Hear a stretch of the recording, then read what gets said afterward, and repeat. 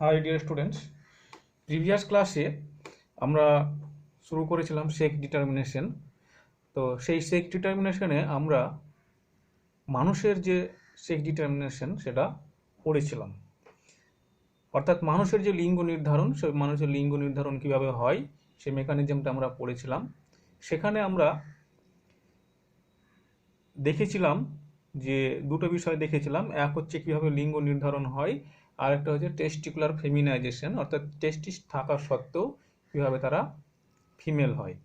এই বিষয়গুলো আমরা দেখেছিলাম। আজকে আমরা আরও কয়েকটা লিঙ্গ নির্ধারণ দেখব যেগুলো আমাদের সিলেবাসে আছে। যেমন একটা হচ্ছে পাখি, পাখির কিভাবে লিঙ্গ নির্ধারণ হয় সে বা বার্ডস, পাখিদের কিভাবে লিঙ্গ নির্ধারণ হয় সেটা আমাদের সিলেবাসে আছে এইচএসের, সেটা দেখব। দুই হচ্ছে মৌমাছি বা হানিবি, মৌমাছি বা হানিবি এদের কিভাবে লিঙ্গ নির্ধারণ হয় সেটা আমাদেরকে পড়তে হবে, এটাও কারণ এটাও আমাদের সিলেবাসে আছে। তো এই লিঙ্গ নির্ধারণ ইন হানিবি এবং লিঙ্গ নির্ধারণ ইন বার্ডস, এই দুটো বিষয় আজকে আমরা আলোচনা করব। কেমন? তো প্রথমে চলো শুরু করি, যে দেখি যে বার্ডস বা পাখিদের ক্ষেত্রে লিঙ্গ নির্ধারণ কিভাবে হয়।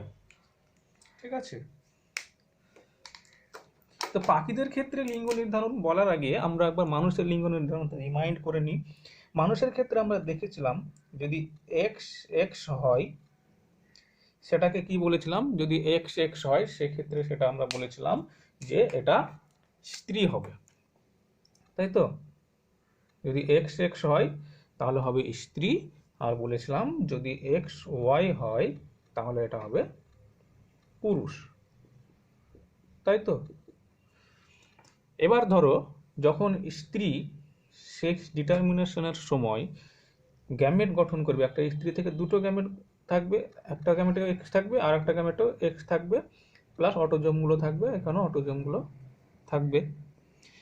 পুরুষের ক্ষেত্রে কি হবে, যে দুই রকমের গ্যামেট উৎপন্ন হবে, তারা হচ্ছে একটাতে এক্স থাকবে প্লাস অটোজোম থাকবে, আর একটা সেটে থাকবে এফ ওয়াই প্লাস অটোজোম, তাই তো? তার মানে এই ক্ষেত্রে দেখো এই গ্যামেটটা আর এই গ্যামেটটা দুটোই এন, এটাও এদিকে এন, এটা এখানে হ্যাপ্লয়েড থাকবে কারণ এখানে 44 অটোজোম আছে, এখানে 44 অটোজোম আছে, প্লাস এটা আছে, তার মানে এখানে অটোজোম কটা আছে, এখানে অটোজোম আছে 22টা আর একটা এক্স ক্রোমোজোম, এখানেও তাই একটা এক্স ক্রোমোজোম আর 22টা অটোজোম। কিন্তু এই ক্ষেত্রে কটা আছে, 22টা অটোজোম একটা গ্যামেটে আর একটা ওয়াই ক্রোমোজোম, আর এখানে 22টা অটোজোম আর একটা এক্স ক্রোমোজোম আছে। এরকম অবস্থায় আছে গ্যামেট, তোমরা সবাই জানো, জানো বলেই বলিনি। তো এই হচ্ছে হ্যাপ্লয়েড। তাহলে এইরকম গ্যামেট আছে, তাহলে এইরকম দেখো এই ক্ষেত্রে কি হলো, পুরুষরা কি হলো, হোমোগ্যামেটিক না হেটেরোগ্যামেটিক? পুরুষদের ক্ষেত্রে যে দুটো গ্যামেট পাওয়া যাচ্ছে সেটা হচ্ছে আলাদা আলাদা, তাই এটাকে বলা হচ্ছে হেটেরোগ্যামেটিক। এরকম কন্ডিশনকে বলা হচ্ছে হেটেরোগ্যামেটিক কন্ডিশন,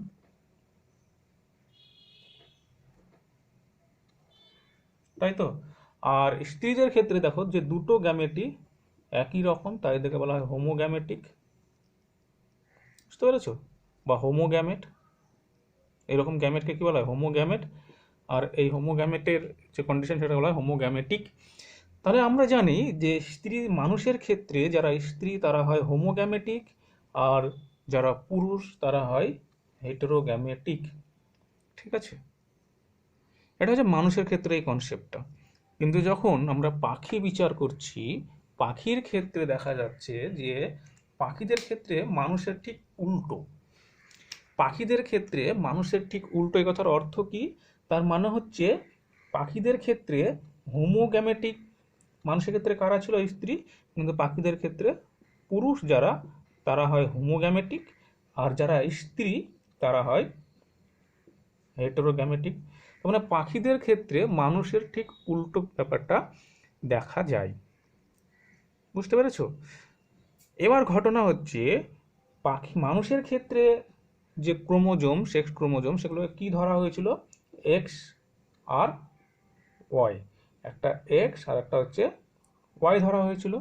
কিন্তু পাখির ক্ষেত্রে এই ক্রোমোজোমকে ধরা হয়, একটা ক্রোমোজোমকে বলা হয় জেড আর একটাকে বলা হয় ডাব্লিউ।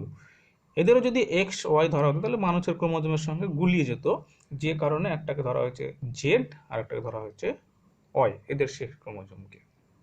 ঠিক আছে, এবার পাখিদের ক্ষেত্রে আমরা কি বলেছি? পাখিদের ক্ষেত্রে স্ত্রীরা হয় হেটেরোগ্যামেটিক আর পুরুষরা হয় হোমোগ্যামেটিক।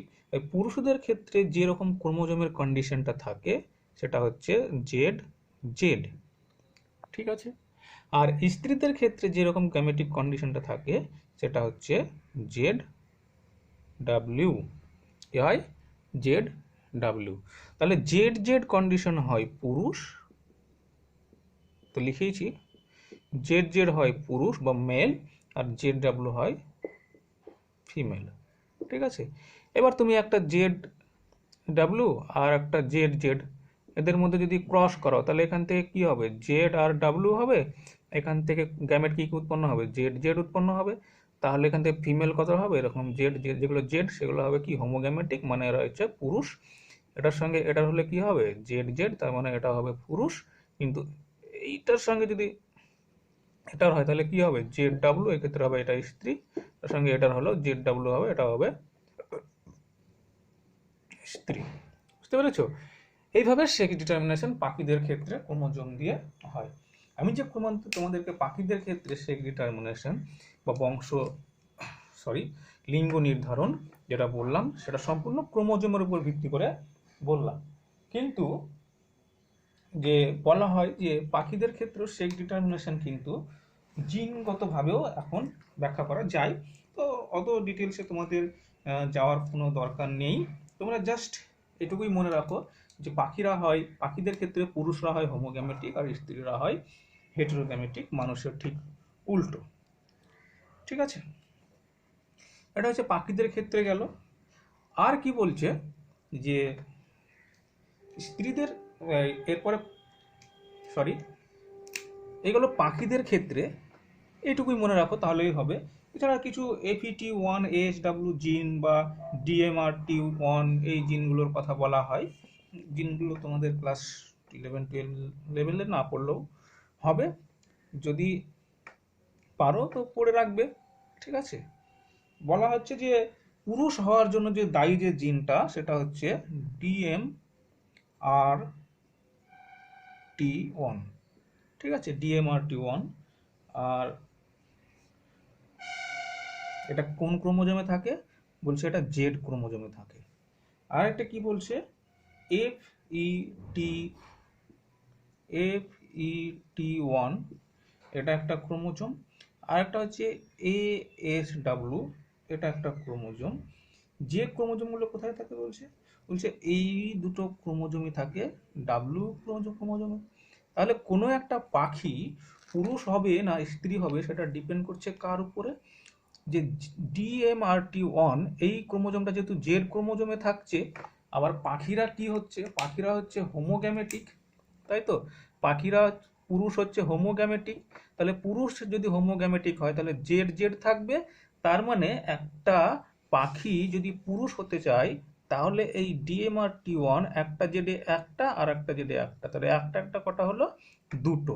তাহলে এই DMRT1 ক্রোমোজোম জিন দুটো থাকতে হবে, তবেই সে পাখিটা পুরুষ হবে। এটা ক্রোমোজোম থেকেই কনসেপ্টটা আসছে।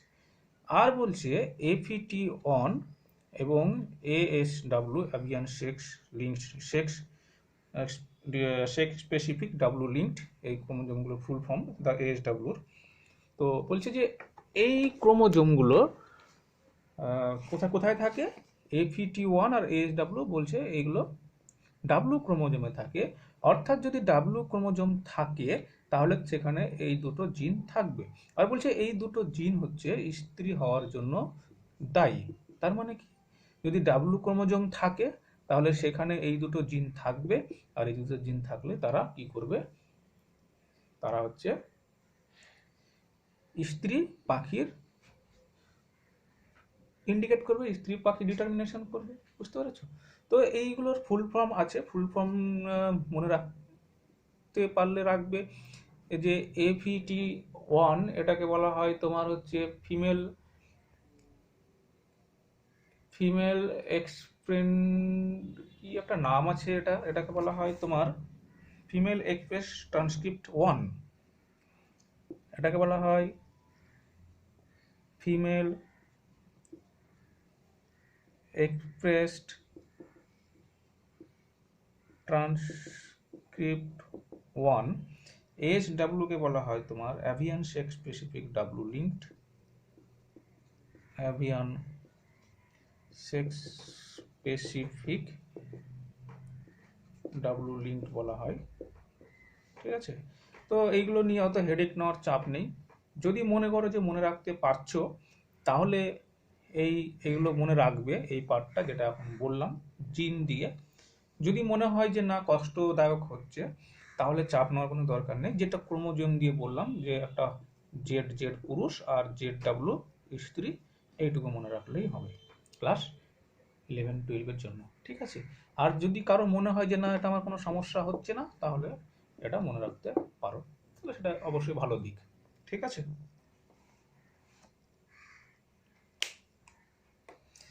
এই গেল পাখির সেক্স ডিটারমিনেশন। পাখিদের মধ্যে সেক্স ডিটারমিনেশন এরকম ভাবে দেখা যায়।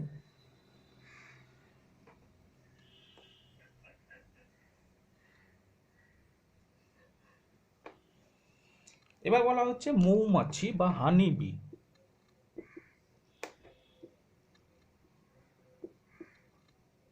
মৌমাছি বা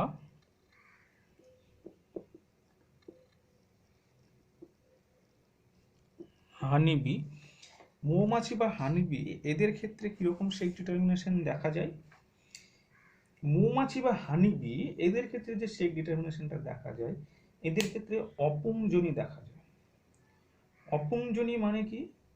অপুংজনি কথার অর্থ হচ্ছে যে নিষেক ছাড়াই যখন কোনো একটা অর্গানিজম ডেভেলপড হবে, নিষেক ছাড়াই যখন কোনো একটা জীবের উৎপন্ন হবে, তখন সেই ঘটনাটাকে বলা হয় অপুংজনি বা পার্থেনোজেনেসিস। কি বললাম? অপুংজনি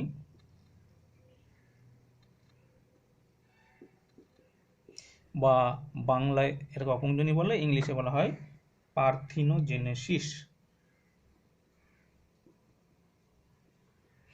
কি বলা হয়? পার্থেনোজেনেসিস। এই যে অপুংজনি বা পার্থেনোজেনেসিস, এটার কথার অর্থ কি? এটার কথার অর্থ হচ্ছে যে নিষেক হবে না। কি হবে না? এই কথার অর্থ হচ্ছে নিষেক হবে না। যদি নিষেক না হয়, তাও যদি কোনো একটা জীবের উৎপত্তি হয়, তখন সেই ঘটনাটাকে বলা হচ্ছে অপুংজনি বা পার্থেনোজেনেসিস। ঘটনা হচ্ছে মৌমাছির যে সেক্স ডিটারমিনেশন বা মৌমাছির যে বংশ লিঙ্গ নির্ধারণ, সেই ক্ষেত্রে এইরকম একটা ঘটনা অপুংজনি বা পার্থেনোজেনেসিস দেখা যায়। চলো কিভাবে দেখা যায় তাহলে আমরা দেখি যে মৌমাছির ক্ষেত্রে কিভাবে সেক্স ডিটারমিনেশন হয়। এই ব্যাপারটা যদি আমরা পড়ি তাহলেই বুঝে যাব যে অপুংজনিটা হচ্ছে কি হচ্ছে না।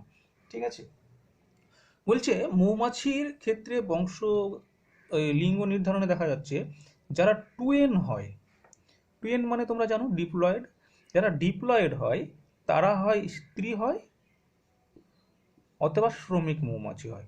আমরা জানি মৌচাকে কত প্রকারের থাকে? 3 প্রকারের। একটা থাকে স্ত্রী, একটা থাকে শ্রমিক, আর একটা থাকে পুরুষ। তাহলে এই 3 প্রকার মৌমাছি কিভাবে নির্ধারিত হয়? বলছে যদি টুয়েন হয় বা ডিপ্লয়েড হয়, তাহলে সেই ক্ষেত্রে যে মৌমাছিগুলো উৎপন্ন হলো তাদের সেক্স, তারা হয় স্ত্রী হবে আর না হয় শ্রমিক মৌমাছি হবে। আর বলছে যারা শুধুমাত্র এন হয় বা হ্যাপ্লয়েড বলা হয় যাকে, তারা হয় পুরুষ। বুঝতে পেরেছো? তাহলে দেখি কিভাবে হয়। দেখো, যদি একটা টুয়েন হয়, টুয়েন যদি স্ত্রী হয় আর একটা এন যদি পুরুষ হয়, তাহলে আমরা কি জানি যে জীবের ক্ষেত্রে বা প্রাণীদের ক্ষেত্রে, হায়ার প্ল্যান্ট বা হায়ার অ্যানিম্যাল, এদের ক্ষেত্রে কি দেখা যায়? আমরা জানি এদের ক্ষেত্রে একটা বৈশিষ্ট্য, সেটা হচ্ছে যে যখন গ্যামেট তৈরি হয় তখন একটা মিয়োসিস ডিভিশন ঘটে। তার মানে এখানে একটা মিয়োসিস ঘটার কথা, তাই তো? এখানে মিয়োসিস ঘটে। মিয়োসিস যদি ঘটে তাহলে কি হবে? 2n থেকে n উৎপন্ন হবে, হ্যাপ্লয়েড উৎপন্ন হবে, তাই তো? হ্যাপ্লয়েড উৎপন্ন হবে, কোনো সমস্যা নাই এক্ষেত্রে। এবার গ্যামেট তৈরি হয়ে গেল। এইগুলো কি গ্যামেট? এগুলো হচ্ছে স্ত্রী গ্যামেট। এবার ঘটনা হচ্ছে এই যে পুরুষ আছে, পুরুষ থেকে তো গ্যামেট উৎপন্ন হতে হবে, তাহলে তো আমরা জানি যে গ্যামেট তৈরি হওয়ার সময় মিয়োসিস ডিভিশন ঘটে, ঠিকই জানি, আমরা কোনো ভুল জানি না। কিন্তু পুরুষ মৌমাছির ক্ষেত্রে এই ঘটনাটা ঘটে না। এই ক্ষেত্রে কি ঘটে? এই ক্ষেত্রে এখানে মাইটোসিস ডিভিশন ঘটে। কি ডিভিশন ঘটে? মাইটোসিস ডিভিশন ঘটে। যদি মাইটোসিস ডিভিশন ঘটে তাহলে কি হবে? ক্রোমোজোম সংখ্যার কোনো চেঞ্জ হবে না। যদি ক্রোমোজোম সংখ্যার কোনো চেঞ্জ না ঘটে তাহলে এখানে এন ছিল, এন থেকে আবার এনই আসবে। বোঝা গেল? এন থেকে আবার এন আসবে, অর্থাৎ হ্যাপ্লয়েড আসলো। এবার দেখো, যদি একটা, এটা কি হলো? পুংগ্যামেট। তাহলে একটা পুংগ্যামেট আর একটা স্ত্রী গ্যামেটের যদি মিলন ঘটে, যদি একটা পুংগ্যামেট এবং একটা স্ত্রী গ্যামেটের মিলন ঘটে, তাহলে এখানে কি উৎপন্ন হবে? 2n উৎপন্ন হবে, ঠিক আছে? এবার এই যে 2nটা, সেটা কি হবে? হয় স্ত্রী হবে, নয় পুরুষ হবে। হয় স্ত্রী হবে, নয় পুরুষ হবে, ঠিক আছে? এবার দেখো, পুরুষদের ক্ষেত্রে যে এন ছিল সেটা তো ফার্টিলাইজড হয়ে গেল একটা স্ত্রী এনের সঙ্গে, গ্যামেটের সঙ্গে। এবার স্ত্রীর যে একটা গ্যামেট থাকছে, সেই গ্যামেটটা ফিউশন হচ্ছে না। যদি স্ত্রী গ্যামেটটা ফিউশন না হয়, একটা স্ত্রী গ্যামেট যদি হ্যাপ্লয়েডই থেকে যায়, তখন সেই স্ত্রী গ্যামেটটা থেকে যে প্রাণীটা গঠিত হবে সেটা হচ্ছে পুরুষ, অর্থাৎ যেখানে নিষেক ঘটছে না। এবার তোমরা প্রশ্ন করতে পারো যে এইখানে যে পুরুষের যে এনটা ছিল হ্যাপ্লয়েড, এটা যদি নিষেক না হয় তাহলে তো এটা এনই থাকছে, তাহলে এই এনটা তো থেকে তো একটা পুরুষ হতে পারে। প্রশ্ন হতেই পারে, করতেই পারো তোমরা। তাহলে এই যে প্রশ্নটা, যে একটা পুরুষ থেকে যে গ্যামেটটা আসছে সেই গ্যামেটটা কেন পুরুষ হচ্ছে না,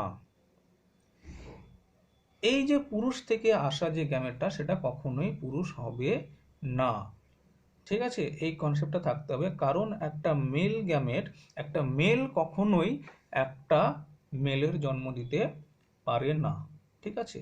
তাহলে কি হবে? পুরুষের যে গ্যামেটটা সেটা যদি ফিউশন না হয় তাহলে কোনো স্ত্রী বা পুরুষ কি কোনো মৌমাছির জন্ম হবে না। কিন্তু একটা স্ত্রী গ্যামেট যদি মিলন না ঘটে, নিষেক না ঘটে, তাহলে সেই স্ত্রী গ্যামেটটা থেকে একটা পুরুষ মৌমাছির নির্ধারণ হবে। বুঝতে পেরেছো? আর একটা পুং গ্যামেটের সঙ্গে একটা স্ত্রী গ্যামেটের যদি মিলন ঘটে তাহলে সেই ক্ষেত্রে সেটা হবে সরি, এটা স্ত্রী না, স্ত্রী অথবা শ্রমিক। এক্সট্রিমলি সরি, এখানে ভুল লিখেছিলাম, স্ত্রী অথবা শ্রমিক হবে 2n। দেখো, এবার পুরুষ তো হয়ে গেল, আমাদের কোনো সমস্যা নেই, পুরুষ হয়ে গেল। কিন্তু এখানে বলছি যদি 2n হয় তাহলে সেটা হয় স্ত্রী হবে, নয় শ্রমিক হবে। এটা কিভাবে হবে? বলা হচ্ছে যে মৌমাছির যে মৌচাক, আমরা জানি মৌচাকে মৌমাছির খাবার কি থাকে? মৌমাছির খাবার থাকে, মধু থাকে, তাই তো? তো এক প্রকার বিশেষ খাবার থাকে যেটাকে কি বলা হয়? রাজকীয় রাজকীয় জেলি, বা বলা হয় রয়্যাল জেলি। আর একটা কি থাকে? আর একটা থাকে মৌচাকে মৌরুটি বলা হয় যাকে, তাই তো? মৌরুটি তোমরা সবাই জানো, মৌরুটি বা বলা হয় বি ব্রেড, তাই তো? তাহলে এই যে মৌচাক, সেই মৌচাকে যে খাবার, সেই খাবারটা কে কোনটা খাচ্ছে তার উপর ডিপেন্ড করে এইখানে নির্ধারিত হয় যে কোনটা স্ত্রী হবে, কোনটা শ্রমিক হবে। বলা হচ্ছে যে যে সমস্ত নিষিক্ত ডিম্বাণুগুলো থেকে যে লার্ভাগুলো হবে, এখানে নিষেক হওয়ার পর প্রথমে লার্ভা তৈরি হবে, তোমরা জানো সবাই। তাহলে যে লার্ভাগুলো তৈরি হলো, সেই লার্ভা, মনে করো এই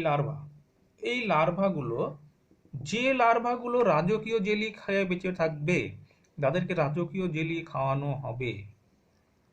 বলছে যাদেরকে রাজকীয় জেলি খাওয়ানো হবে তারা স্ত্রী হবে, আর যাদেরকে রাজকীয় জেলি খাওয়ানো হবে না, মৌরুটি খাওয়ানো হবে যে সমস্ত লার্ভাদেরকে, তারা হয়ে যাবে শ্রমিক। তার মানে আমরা এটা জানি যে শ্রমিক মৌমাছি যারা, তারা কি হয়, তারা বন্ধা হয়। যারা শ্রমিক মৌমাছি তারা বন্ধা হয়, অর্থাৎ স্টেরাইল হয়। তাহলে যে সমস্ত লার্ভাগুলোকে মৌরুটি খাওয়ানো হয় তারা হয়ে যায় বন্ধা বা স্টেরাইল, অর্থাৎ শ্রমিক মৌমাছি। আর যাদেরকে রাজকীয় জেলি খাওয়ানো হয় তারা হয়ে যায় স্ত্রী। ঠিক আছে। এবার কখনো কখনো বলা হয় যে এই যে শ্রমিক মৌমাছি যারা আছে তাদেরকে কিছুদিন, 2 থেকে 3 দিন বা 4 দিন কিন্তু রাজকীয় জেলি খাওয়ানো হয়, তারপরে তাদেরকে আর রাজকীয় জেলি দেওয়া হয় না, মৌরুটি খাওয়ানো হয়। এর ফলে তারা শ্রমিক মৌমাছি হয়ে যায়। এই গেল মোটামুটি তোমাদের শ্রমিক মৌমাছি, স্ত্রী মৌমাছি এবং পুরুষ মৌমাছি হওয়ার কনসেপ্ট। তাহলে আবার আমি রিপিট করে দিচ্ছি যে মৌমাছিতে লিঙ্গ নির্ধারণ কিভাবে হয়। তাহলে মৌমাছিতে লিঙ্গ নির্ধারণের হয় হচ্ছে যারা টুয়েন হয়, যারা ডিপ্লয়েড হয় তারা স্ত্রী হয় অথবা শ্রমিক হয়, আর যারা পুরুষ হয় তারা হয় হ্যাপ্লয়েড। বলা হচ্ছে যে স্ত্রী থেকে যে দুটো হ্যাপ্লয়েড উৎপন্ন হয় তাদের যদি একটা অনিষিক্ত থাকে তাহলে সেটা পুরুষ হবে, আর যদি নিষেক হয় একটা পুরুষ গ্যামেটের সঙ্গে তাহলে সেটা স্ত্রী বা শ্রমিক মৌমাছি হবে। এবার যে সমস্ত লার্ভাগুলো নিষেকের ফলে উৎপন্ন হলো, যাদের তোমার রাজকীয় জেলি খাওয়ানো হবে তারা হয়ে যাবে স্ত্রী, আর যাদেরকে রাজকীয় জেলি খাওয়ানো হবে না তারা হয়ে যাবে শ্রমিক। ওকে, এই হচ্ছে ব্যাপার। এবার এখানে যে ঘটনাটা দেখো বলেছি যে অপুংজনি বা পার্থিনোজেনেসিস কথাটা প্রথমেই উল্লেখ করেছি, তাহলে অপুংজনিটা কি দাঁড়ালো, এখানে দেখো যে পুরুষটা উৎপন্ন হচ্ছে একটা স্ত্রী গ্যামেট, সেই স্ত্রী গ্যামেটের নিষেক ছাড়াই পুরুষ মৌমাছির উৎপন্ন হচ্ছে, এই ঘটনাটাকে বলা হচ্ছে অপুংজনি বা পার্থিনোজেনেসিস। এখান থেকে কোশ্চেন হয় যে মৌমাছির ক্ষেত্রে অপুংজনি দেখা যায়, যদি যায় তাহলে তোমার উত্তরের সাপেক্ষে যুক্তি দাও, বা বলা যেতে পারে এমন একটা প্রাণীর নাম করো যেখানে অপুংজনি দেখা যায়, এরকম কোশ্চেন হতে পারে। বা হতে পারে মৌমাছির ক্ষেত্রে যে অপুংজনি দেখা যায় সেটি একটি চার্টের মাধ্যমে দেখাও। যদি চার্টের মাধ্যমে দেখায় তাহলে এইভাবে যে আমি যেটা পরপর করলাম, মিয়োসিস ঘটলো, গ্যামেট উৎপন্ন হলো, মায়োসিস ঘটলো, গ্যামেট উৎপন্ন হলো, নিষেক হলো স্ত্রী বা শ্রমিক, নিষেক হলো না পুরুষ, এই চার্টটা দেখাতে হবে। ঠিক আছে, এভাবে করতে হবে। তাহলে এই হলো তোমাদের হানি বিয়ের লিঙ্গ নির্ধারণ আর পাখির ক্ষেত্রে লিঙ্গ নির্ধারণ। ঠিক আছে, এই দুটো বিষয় আমরা দেখলাম। লিঙ্গ নির্ধারণ মোটামুটি আমাদের শেষ, এই তিনটেই আমাদের সিলেবাসে আছে। এবার হচ্ছে ফর ইন্টারেস্ট, যদি কারো ইন্টারেস্ট থাকে, একটা ভেরি ইন্টারেস্টিং ব্যাপার আমরা আলোচনা করব, সেটা হচ্ছে যে এনভায়রনমেন্টাল টেম্পারেচার। কি বললাম, এনভায়রনমেন্টাল যে টেম্পারেচার, সেই টেম্পারেচার অর্থাৎ পরিবেশের যে তাপমাত্রা, সেই তাপমাত্রার উপর ডিপেন্ড করে কিন্তু লিঙ্গ নির্ধারণ হয়। অর্থাৎ এনভায়রনমেন্ট, কোনো সেক্স ক্রোমোজোম না, কোনো জিন না, কেউ থাকে না, শুধু এনভায়রনমেন্ট আমাদের বংশ, কেন বারবার বংশ বলছি, এনভায়রনমেন্ট লিঙ্গ নির্ধারণ করে। তাহলে এনভায়রনমেন্টাল সেক্স ডিটারমিনেশন, এটা তোমাদের সিলেবাসে দেয়া নেই আমি দেখেছি, তবুও আমি একবার আলোচনা করছি জাস্ট ইন্টারেস্ট পাওয়ার জন্য। ঠিক আছে, তো এনভায়রনমেন্টাল সেক্স ডিটারমিনেশনটা কি বলছে, পরিবেশের যে তাপমাত্রা সেই তাপমাত্রাই নির্ধারিত করে দেয় যে এটা মেল হবে না ফিমেল হবে। এটা কাদের ক্ষেত্রে দেখা যায়, এটা মেনলি যারা রেপটাইলস বা সরীসৃপ তাদের ক্ষেত্রে এটা দেখা যায়।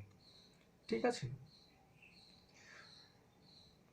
যেমন ধরো তোমার কচ্ছপের ক্ষেত্রে দেখা যায়, কচ্ছপের ক্ষেত্রে কি দেখা যায়, কচ্ছপের ক্ষেত্রে দেখা যায় যে 0 ডিগ্রি থেকে 20 ডিগ্রি পর্যন্ত যদি পরিবেশের তাপমাত্রা থাকে, তাহলে সেই সময় যে কচ্ছপদের জন্ম হবে তারা সবাই হবে পুরুষ। তারা সবাই হয়ে যাবে পুরুষ। আবার বলা হচ্ছে যে এই 0 ডিগ্রি থেকে 20 ডিগ্রি মানে পুরুষ হলো, এই 20 ডিগ্রির ঊর্ধ্বে যদি তাপমাত্রা থাকে তাহলে তারা হয়ে যাবে সব ফিমেল। বুঝতে পেরেছো? তো এটা কিভাবে হয় বলছে যে একটা এনজাইম আছে, একটা উৎসেচক আছে, সেই উৎসেচকটার নাম হচ্ছে অ্যারোমেটেজ। কি বললাম? একটা উৎসেচক আছে, সেই উৎসেচকটার নাম হচ্ছে অ্যারোমেটেজ। অ্যারোমেটেজ বলে একটা এনজাইম আছে, সেই অ্যারোমেটেজ এই এনজাইমটা কি করে? এই এনজাইমটার কাজ হচ্ছে তোমার টেস্টোস্টেরনকে, তোমরা টেস্টোস্টেরন হরমোনের নাম সবাই শুনেছ, কেউ শুনতে বাকি নেই। এই টেস্টোস্টেরন যেটা কি করে, যেটার কাজ হচ্ছে যে পুরুষ বৈশিষ্ট্য, সেই পুরুষ বৈশিষ্ট্যগুলোকে নির্ধারণ করা, আমরা সবাই জানো। আর আমরা এটাও জানি যে ইস্ট্রোজেন এ কি করে, এই স্ত্রী বৈশিষ্ট্যগুলোকে নির্ধারণ করে, আমরা আগের দিন পড়েছি। তাহলে এই যে টেস্টোস্টেরন এই যে পুরুষ বৈশিষ্ট্যকে নির্ধারণ করে, আর ইস্ট্রোজেন এই যে স্ত্রী বৈশিষ্ট্যকে নির্ধারণ করে। এবার অ্যারোমেটেজ কি করে? অ্যারোমেটেজ এনজাইমটা তাপমাত্রার সঙ্গে সঙ্গে সক্রিয় হয়, মানে হিট সেনসিটিভ, তাপমাত্রার প্রতি এর খুবই সেনসিটিভ। ঠিক আছে? এবার কি হয়, যদি তাপমাত্রা বাড়তে থাকে তাহলে দেখা যায় যে অ্যারোমেটেজটা ধীরে ধীরে ইস্ট্রোজেনে পরিণত হতে থাকে। কোথায় দেখা যায় সেটা? কচ্ছপে। যদি তাপমাত্রা বাড়তে থাকে তাহলে অ্যারোমেটেজ কি হয়, অ্যারোমেটেজ ধীরে ধীরে সক্রিয় হয়। অ্যারোমেটেজ যখন সক্রিয় হয় তখন টেস্টোস্টেরনকে ধীরে ধীরে ইস্ট্রোজেনে পরিণত করে। এবার যখন টেস্টোস্টেরনকে ধীরে ধীরে ইস্ট্রোজেনে পরিণত করে, কে করছে?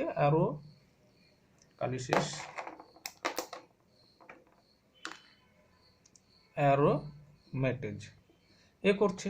এবার টেস্টোস্টেরন যখন ইস্ট্রোজেনে পরিণত হচ্ছে তখন সেটা কি হবে? স্ত্রী হবে। দেখো 0 থেকে 20 ডিগ্রি তাপমাত্রায় পুরুষ ছিল, তার মানে এই সময় অ্যারোমেটেজটা সক্রিয় ছিল না। এবার সক্রিয় না থাকার জন্য কি হয়েছে? টেস্টোস্টেরন নিজের কাজ করেছে, টেস্টোস্টেরন পুরুষ বৈশিষ্ট্য প্রকাশ পেয়েছে। এবার যখন এই তাপমাত্রা 20 ডিগ্রির উপরে চলে এসছে তখন অ্যারোমেটেজ এবার সক্রিয় হয়ে গেছে। তখন কি করছে? টেস্টোস্টেরনকে ইস্ট্রোজেনে কনভার্ট করে দিচ্ছে। তখন এবার টেস্টোস্টেরনের পরিমাণ কম, ইস্ট্রোজেনের পরিমাণ বেশি, তখন ইস্ট্রোজেন এবার নিজে ডোমিনেট করছে এবং স্ত্রী বৈশিষ্ট্য প্রকাশ করছে।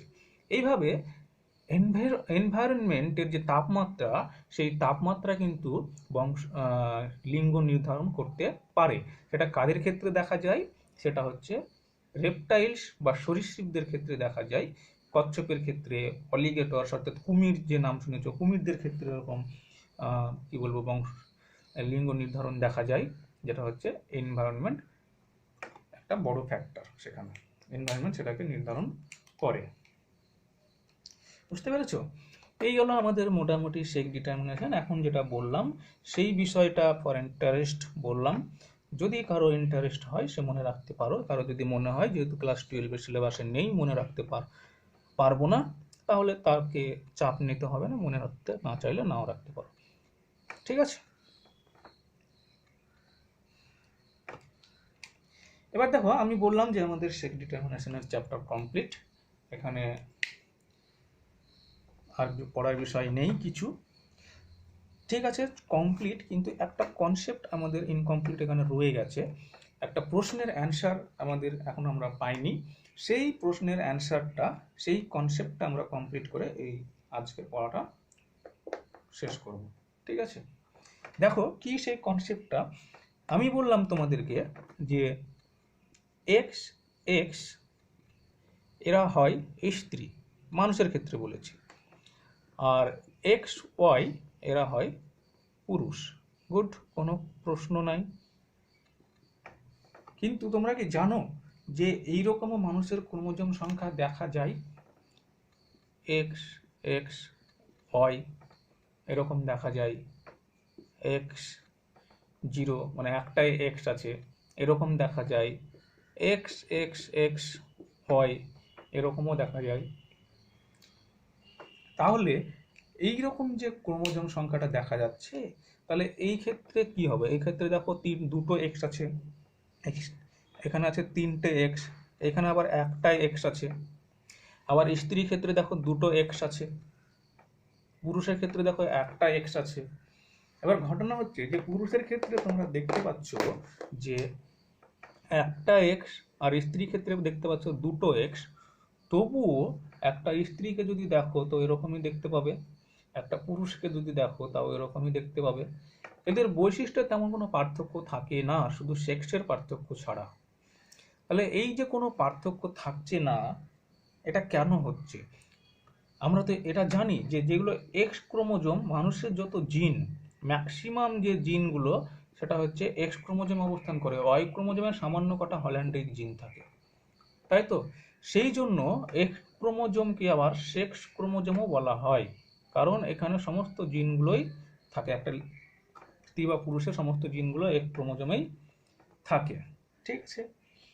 তাহলে এমন যদি হয় যে সমস্ত জিনগুলো এক্স ক্রোমোজোমেই আছে, তাহলে যারা স্ত্রী হয় তাদের ক্ষেত্রে বেশি পরিমাণে এক্স ক্রোমোজোম আছে, মানে সেক্স ক্রোমোজোম আছে, তার মানে তাদের মধ্যে যে জিনগুলো সেইগুলো ডবল আছে, একটা পুরুষের তুলনায় তাদের মধ্যে ডবল আছে।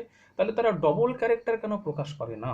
প্রশ্ন হওয়া উচিত যে পুরুষের ক্ষেত্রে এক্স ক্রোমোজোম একটা আছে, স্ত্রীর ক্ষেত্রে এক্স ক্রোমোজোম দুটো আছে। আমরা এটাও জানি যে এক্স ক্রোমোজোমে সমস্ত জিনগুলোই থাকে, ওয়াই ক্রোমোজোমে সামান্য কটা জিন থাকে। তাহলে একটা স্ত্রীর দুটো এক্স ক্রোমোজোম, তার মানে সেখানে ডবল জিন আছে। আর পুরুষের যেহেতু একটা এক্স ক্রোমোজোম, তাই এখানে হাফ জিন আছে। তা সত্ত্বেও স্ত্রী এবং পুরুষের সেক্সের পার্থক্য ছাড়া কোনো পার্থক্য থাকে না, একই রকম বৈশিষ্ট্য হয়। কেন হয়? এরকম তো হওয়ার কথা না, ডবল হওয়া উচিত। দেখা যাচ্ছে সায়েন্টিস্টরা যখন স্টাডি করছেন তখন দেখতে পাচ্ছেন যে আমাদের প্রত্যেকটা বডি সেলের মধ্যেই তো ক্রোমোজোম আছে। আমাদের যে দেহ সেগুলো তো অসংখ্য কোষ নিয়ে তৈরি, এবং প্রত্যেকটা কোষেই তো এই বৈশিষ্ট্যটা আছে। একটা যদি স্ত্রী হয় তাহলে প্রত্যেকটা স্ত্রীরই দেহের যে প্রত্যেকটা বডি সেল আছে, প্রত্যেকটা যে দেহ কোষ আছে, সেই প্রত্যেকটা দেহ কোষে কি থাকবে? 44টা অটোজোম প্লাস দুটো এক্স ক্রোমোজোম থাকবে। আর যেগুলো পুরুষ, সেই পুরুষের প্রত্যেকটা কোষ, দেহের যতগুলো কোষ আছে সব কোষে ক্রোমোজোমের বৈশিষ্ট্য কি থাকবে? 44টা অটোজোম প্লাস এক্স ওয়াই থাকবে, তাই তো? এবার যদি এমন বৈশিষ্ট্য হয়, তার মানে এদের ক্ষেত্রে হাফ এক্স আছে, এদের ক্ষেত্রে ডবল এক্স আছে, এদের ডবল বৈশিষ্ট্য প্রকাশ পাওয়ার কথা, কিন্তু কেন পায় না? বলছে যে এই যে দুটো এক্স ক্রোমোজোম আছে, তার মধ্যে একটা এক্স ক্রোমোজোম বডি সেলের মধ্যে নিষ্ক্রিয় অবস্থায় থাকে, এটা নিষ্ক্রিয় হয়ে যায়। অর্থাৎ তোমাদেরকে আগের দিন বলেছিলাম হেটেরোক্রোমাটিন, বলছে এটা হচ্ছে নিষ্ক্রিয়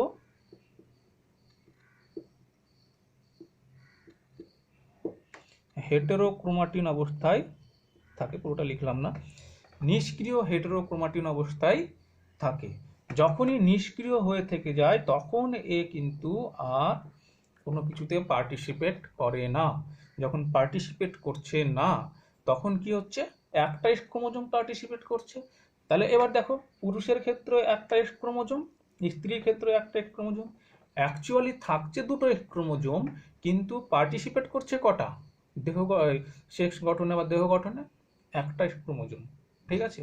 এই জন্য স্ত্রী বা পুরুষের মধ্যে কোনো পার্থক্য থাকে না। তাহলে এই যে একটা এক্স ক্রোমোজোম নিষ্ক্রিয় হেটেরোক্রোমাটিনে পরিণত হয়ে গেল, এই ঘটনাটাকে বলা হয় ডোসেজ কম্পেনসেশন। Dosage compensation. এবং এই যে নিষ্ক্রিয় এক্স ক্রোমোজোম যেটা হেটেরোক্রোমাটিনে পরিণত হয়ে থাকলো, এটাকে বলা হয় বার বডি। এটাকে বলা হয় বার বডি। নিষ্ক্রিয় হেটেরোক্রোমাটিন অবস্থায় থাকলো যে ক্রোমোজোমটা, তাকে বলা হচ্ছে বার বডি। এবার যে প্রশ্নটা আমি প্রথমে করেছিলাম যে স্ত্রীর ক্ষেত্রে দুটো এক্স ক্রোমোজোম এবং পুরুষের ক্ষেত্রে একটা এক্স ক্রোমোজোম, তাছাড়াও সেরকম কোনো মেজর পার্থক্য থাকে না, কেন থাকে না? বা এই ডোজটা কিভাবে কম্পেনসেশন হয়, সেটা হলো ডোসেজ কম্পেনসেশন কিভাবে হয়। এই প্রশ্ন যদি তোমাকে করা হয়, যেটা আমি প্রথমে করেছিলাম, সেজন্য এত কিছু বললাম। এবার যদি এই জিনিসটা আমি যে বললাম, এটা বলার পর যদি তোমাকে কোশ্চেন করা হয় যে কেন এরকম হয়, তখন তোমার প্রশ্ন একটা ওয়ার্ডে থাকবে যে এখানে যে দুটো এক ক্রোমোজোম থাকে তার মধ্যে একটা নিষ্ক্রিয় বারবডিতে পরিণত হয়, বা বলতে পারো এখানে ডোসেজ কম্পেনসেশন হয়, যার ফলে একটা এক ক্রোমোজোম বারবডি হয়ে যায়, বারবডি গঠন করে, যে কারণে সেরকম কোনো পার্থক্য দেখা যায় না। এটা হচ্ছে তোমার অ্যান্সার। ওকে, তাহলে এই গেল নিষ্ক্রিয় হেটেরোক্রোমাটিন তৈরি হয়ে যাওয়া, বারবডি গঠন হওয়া। এবার এটা তো গেল নর্মাল মানুষের ক্ষেত্রে। এবার যে ক্লাইনফেল্টার বলে একটা সিনড্রোম আছে, মানুষের ক্রোমোজোম গঠিত যে অস্বাভাবিকতা, এগুলো আমরা পরে পড়বো, আমি অত ডিটেলসে বলছি না। তো এইরকম এটা ক্লাইনফেল্টারের একটা বৈশিষ্ট্য যে এই যে দুটো এক ক্রোমোজোম আছে, তাহলে এই ক্ষেত্রে কি হয়, দুটো এক ক্রোমোজোম একটা ওয়াই ক্রোমোজোম, এই ক্ষেত্রে হয় একটা এক্স ক্রোমোজোম সঠিক থাকে, এক্সপ্রেস করে, আর একটা এক্স ক্রোমোজোম বারবডি গঠন করে, আর একটা ওয়াই ক্রোমোজোম থাকে। এখানে দেখো তিনটে এক্স ক্রোমোজোম আছে, তাহলে এই ক্ষেত্রে কি হবে, একটা এক্স ক্রোমোজোম থাকবে, এখানে বাকি দুটো যে এক্স ক্রোমোজোম তারা বারবডি গঠন করবে। বুঝতে পেরেছো? তার মানে এখান থেকে আমরা কি কনসেপ্ট পেলাম, এখান থেকে আমরা এক কনসেপ্ট পেলাম যে একটা মানুষের মধ্যে যতগুলোই এক্স ক্রোমোজোম থাকুক না কেন, সবসময় একটা এক্স ক্রোমোজোমই কিন্তু তার লিঙ্গ নির্ধারণে অংশগ্রহণ করবে। বাকি যতই এক্স ক্রোমোজোম থাক সবগুলোই কিন্তু নিষ্ক্রিয় হেটেরোক্রোমাটিন অর্থাৎ বারবডিতে পরিণত হয়ে যাবে। বুঝতে পেরেছো? নিষ্ক্রিয় হেটেরোক্রোমাটিন অর্থাৎ বারবডিতে পরিণত হয়ে যাবে। তাহলে একটা মানুষের দেহে, ধরো এই মানুষটার ক্ষেত্রে কটা এক্স ক্রোমোজোম দেখালাম, 5খানা এক্স ক্রোমোজোম আছে, একটা দুটো তিনটে চারটে পাঁচটা। এবার তোমরা বলো যে এই যে 5খানা পাঁচখানা এক্স ক্রোমোজোম আছে, এই মানুষটার দেহে আমরা নর্মালি কটা বারবডি দেখতে পাবো, বলো? এই মানুষটার দেহে আমরা নর্মালি কটা বারবডি দেখতে পাবো? আমরা জানি মানুষের দেহে যতগুলো এক ক্রোমোজোম থাক সবসময় একটা এক ক্রোমোজোমই প্রকাশ পাবে, বাকিগুলো সব নিষ্ক্রিয় হয়ে যাবে। তাহলে এই ক্ষেত্রে কি হবে, একটা এক ক্রোমোজোম রেখে দাও, বাকি সব নিষ্ক্রিয় হয়ে যাবে, কটা? চারটে। তাহলে চারটে বারবডি দেখতে পাবো। এরকম কোশ্চেন নিটে দিয়ে দিতে পারে, বা নর্মালি তোমাদেরকে কোশ্চেন এইচএসও দিয়ে দিতে পারে, যে এই হচ্ছে একটা মানুষের ক্রোমোজোমের টাইপ এরকম আছে, সেই ক্রোমোজোমগুলো এখানে কটা বারবডি দেখতে পাবো, একটা দুটো তিনটে চারটে, কটা হবে? চারটে হবে। তাহলে 4 যদি অপশন থাকে সেটা হবে সঠিক অ্যান্সার। বুঝতে পেরেছো? এই মোটামুটি আমাদের সেক্স ডিটারমিনেশন সম্পর্কে, সেক্স ডিটারমিনেশন নিয়ে যে কোশ্চেনগুলো, সেই কোশ্চেনগুলোর অ্যান্সার মোটামুটি আমরা কমপ্লিট করলাম।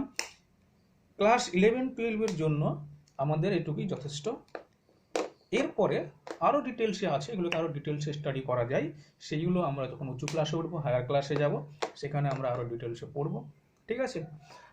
ক্লাস 11-12 জন্য এটুকুই যথেষ্ট। কেমন? ওকে, তাহলে তোমরা পড়ো, এটা দেখো, বুঝতে পারো না, কোথাও যদি সমস্যা হয় বুঝতে, আমাকে এরপরে যে আমাদের ক্লাস হবে ডাউট ক্লিয়ারিং সেশন, সেখানে বলবে, বা যখন বুঝতে পারবে না তখনও বলতে পারো। ঠিক আছে? আজকের মতো এই পর্যন্তই। Thank you.